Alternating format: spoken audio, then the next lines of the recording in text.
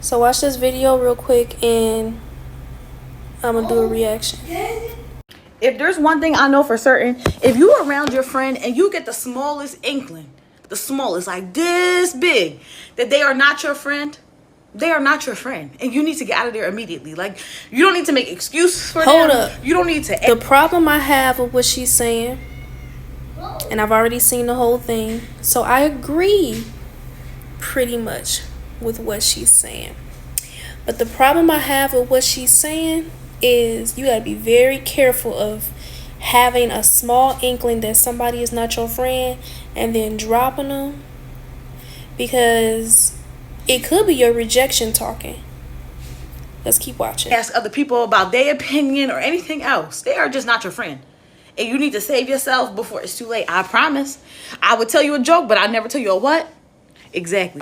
No, because like I said, she even said don't get advice from nobody else. You ain't got to do that. Just up and leave and save yourself. That's not true. Like, I've had experiences because as somebody who has suffered from fear of rejection for my entire life, literally, you will create or you will enlarge a scenario. You will make it bigger than what it is, and you will plan your escape to protect yourself from being rejected. Okay? I'm gonna be talking about this in depth in another video, probably on my YouTube real soon. But yeah, check your rejection issues first, and it is better to address the situation and actually communicate instead of dipping out, because I have just straight up dipped out, and I've done this a few times, and it's like, you know what, I could have just said something. And you know, I had a time where I did try to say something, but somebody lied, so I was like, oh, that's all the evidence I need, which is fine. But like, it don't make no excuse for the other times, which I will go into depth on that real soon on my YouTube, because I'm like, you know what, I'm about to start telling people the exact things that I did to ruin things for myself, and why it's really important to look in the mirror and reflect on the bad habits and behaviors you have and be honest about them, so that and then be brave enough to do the work on you that it takes to change.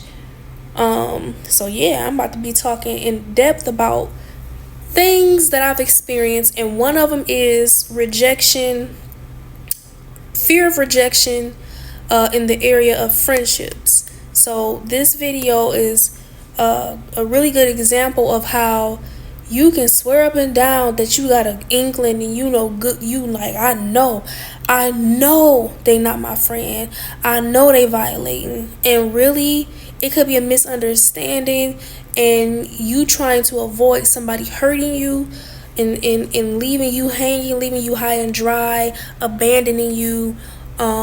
Rejection. And so what you do is you cut them off, and it's like, how you gonna ever get through anything?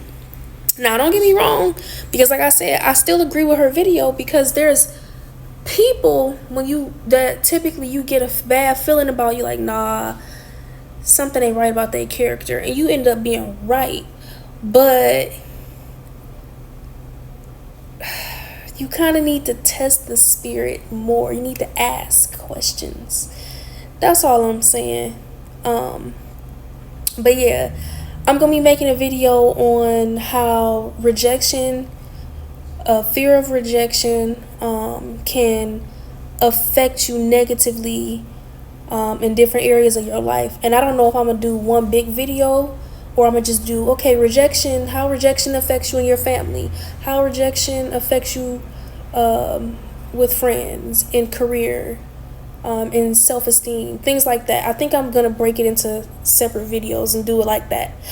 Let me know what y'all think in the comments. Check out my YouTube.